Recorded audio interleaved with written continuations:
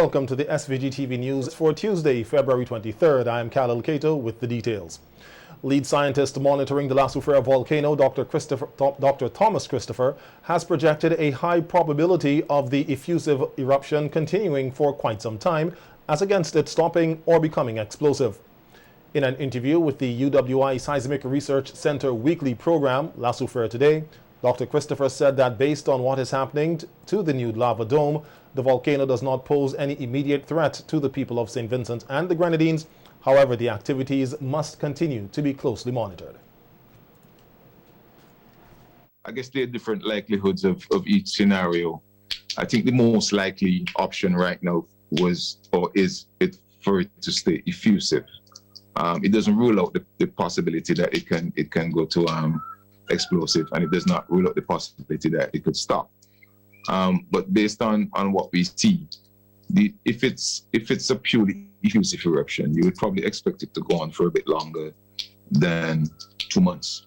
So given that, I would say yes, it would probably stop eventually, but stopping right now may not be a high probability, simply because the effusive eruptions we've seen here tend to last a bit longer than a couple of months. But that's just based on history. It could prove us wrong, which volcanoes always do. So, yeah, but I think the explosive option is also at a lower probability than either it stopping or remaining effusive as well. And until we see that change, I think it's safe for us to say that the volcano poses no threat to the public at the moment. But all Dr. Christopher, who is a gas specialist, noted that the only concern is the gases emitting from the new dome, which have already damaged the vegetation within the crater walls, as well as outside on the mountain slope on the leeward end. He said there have been no reports of persons affected by the gases as they dissipate by the winds. He added that due to the chemistry of the lava, what is known thus far is that it is producing sticky lava, which traps more gases. However, the good thing is that the gases are slowly emitting from the dome.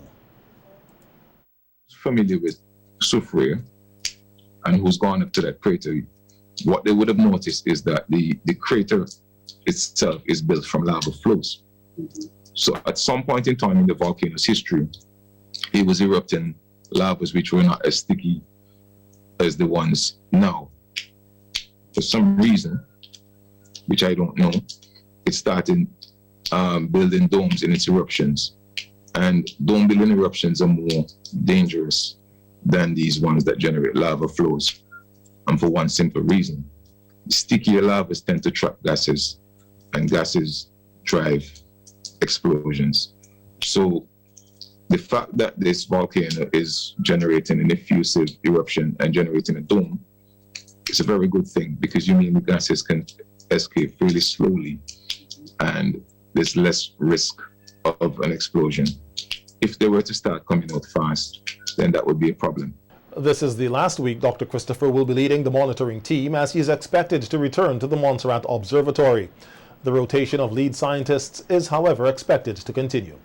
Dr. Christopher said that monitoring the Soufriere volcano has been different and at times unique. When I came here, I came with a mindset of being able to do the exact same thing, same sort of stuff I was doing in Montserrat. I mean, this volcano proved me wrong.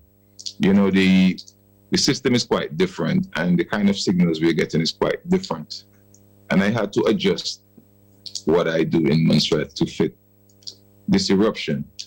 So I think the message I got from this volcano is that, you know, we need to keep an eye on it, because we are not quite sure what it's going to do, and we need to keep monitoring it and react accordingly based on what we've seen.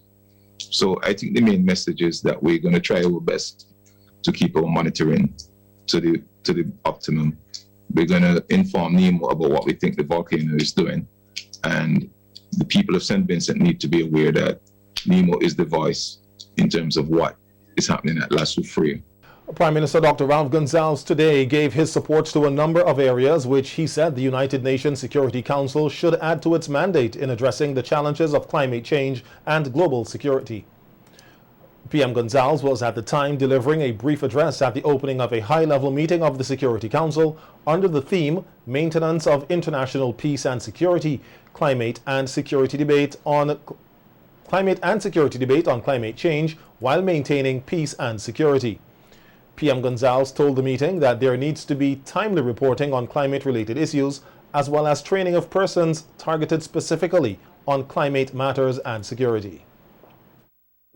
Enhanced reporting by the Secretary General on the relevant issues, decision making on the basis of climate risk data, the appointment of a special envoy on climate and security, further training of United Nations personnel to deal with the security implications of climate change, and the incorporation of climate advisors in peacekeeping missions.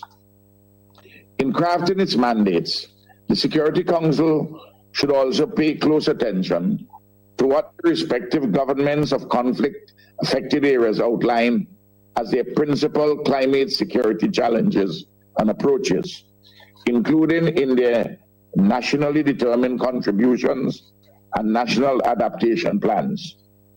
Further, the recent establishment of an informal expert group on climate and security, comprised of Security Council members, is a very promising development of which St. Vincent and Grenadines is proud to be a part.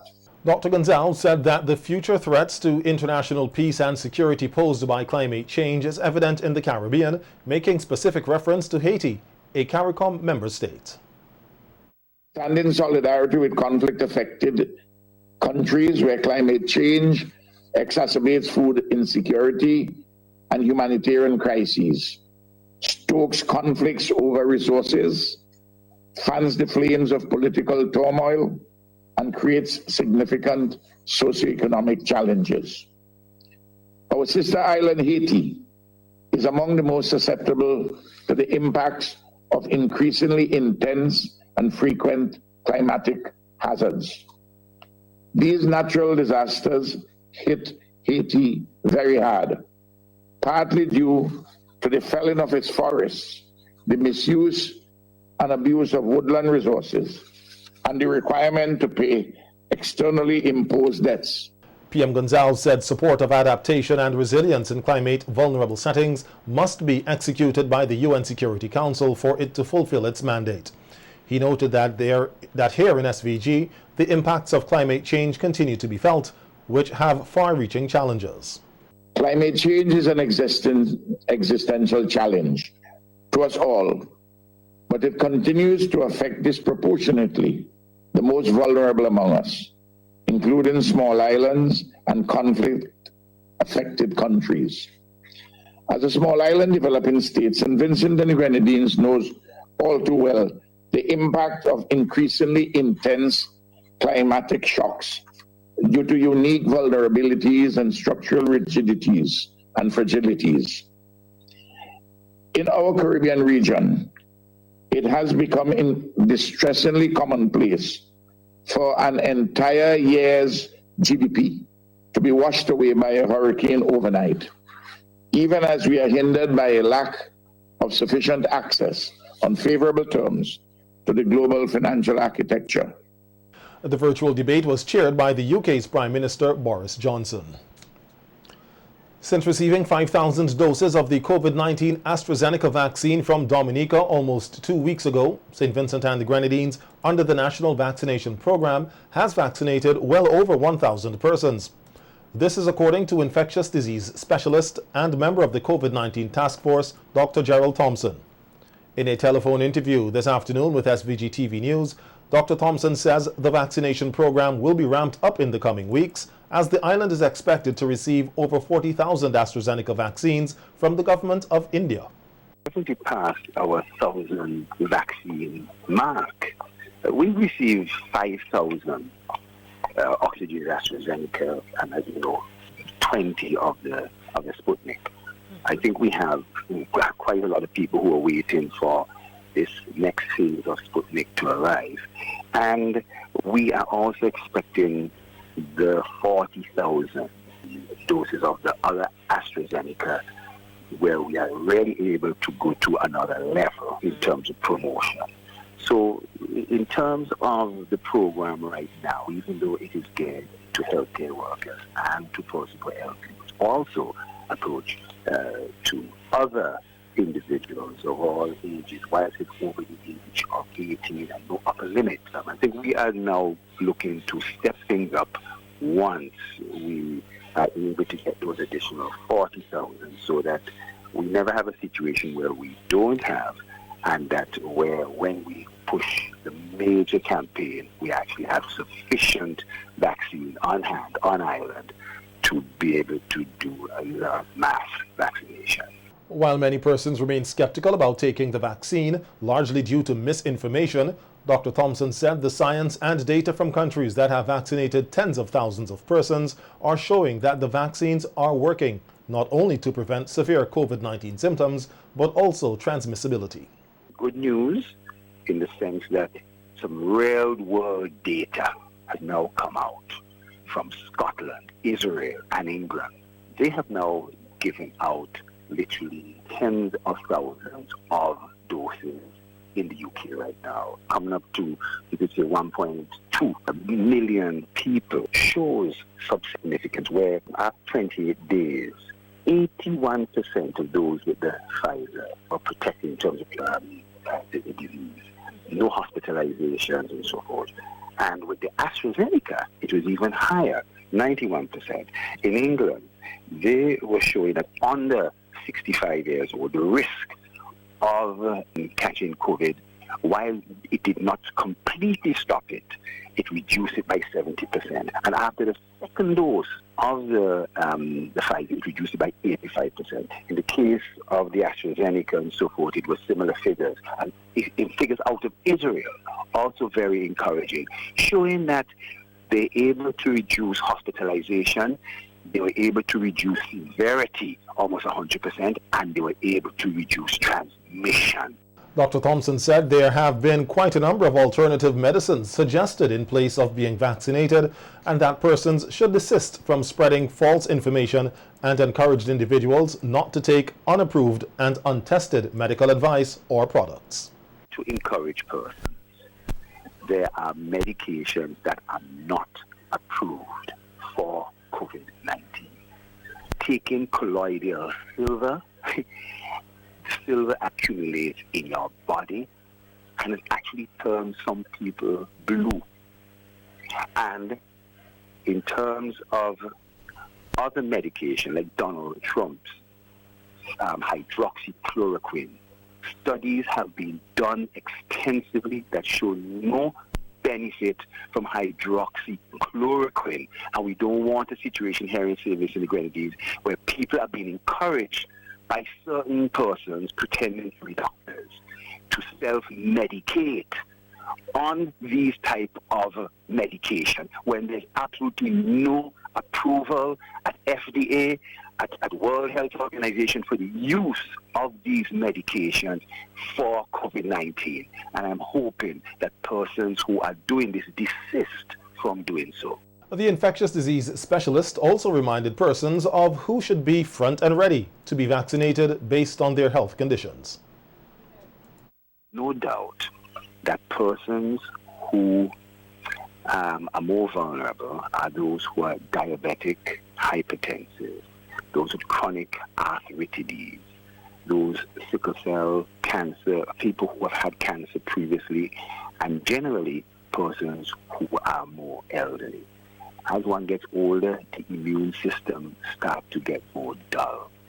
This doesn't mean that they are truly immunocompromised, but what's taking place is that the immune system is not functioning as it should, and they're more susceptible to the virus than somebody who is a lot younger. St. Vincent and the Grenadines recorded 6 new COVID-19 cases from patients seen over the last 2 days. 3 cases are from rapid antigen tests done on persons seeking care at the Milton Cater Memorial Hospital on Sunday, bringing to 4 the total number of positive cases for that day. Only 16 PCR samples were collected and tested on Sunday, all of which were negative. The other 3 new positive cases, also from rapid antigen tests, were done yesterday. At the time of the preparation of the news release, there was no additional information on samples received and processed yesterday. 10 persons were cleared, bringing the total number of recoveries to 845. 660 cases remain active, and 6 persons with COVID-19 have died. 1,511 cases of COVID-19 have been reported in St. Vincent and the Grenadines since March 2020. The public is reminded to wear a facial covering, physically distance, and sanitize and get vaccinated to reduce the spread of COVID-19 in the country. With COVID-19 cases continuing to be recorded in SVG, employers are being urged to put measures in place to safeguard workers as well as their business. Psychological support counselor with the SVG COVID-19 task force, Elika Matthews, said a number of businesses have been affected by workers being tested positive for COVID-19, and they have received reports of some of these workers being asked to return to work even if they have not completed their quarantine. Matthews said employers must remember that safety comes first, and that asking these persons to break their quarantine to return to work will not only put others at risk, but could result in the temporary closure of the business or company. Because one of the issues that we've heard over and over, and I'm pretty sure Ms. Solomon could say as well, is that my boss is calling me and wants me to come back to work. I had a woman that tested positive. Her boss is calling her and wants her to come back to work. Understand how unsafe that is for the individual, for you as the employer, and for customers that are coming into your establishment. So understand, when a person tests positive, they might be out of work for 3 weeks, maybe longer. So come to a decision that this person is not going to be in office. Matthews said that in addition to putting safety measures in place, employers are advised to have a backup plan, which should be discussed with employees and even the COVID-19 task force. Somebody in the workplace tests positive for COVID, what is going to be your plan moving forward? So you speak to the necessary authorities. So if you call into the ministry and say, okay, X, Y, and Z would have tested positive, these are how many people work in the office, these are the people that are in close proximity. Can you give me some guidance as to where we go from here?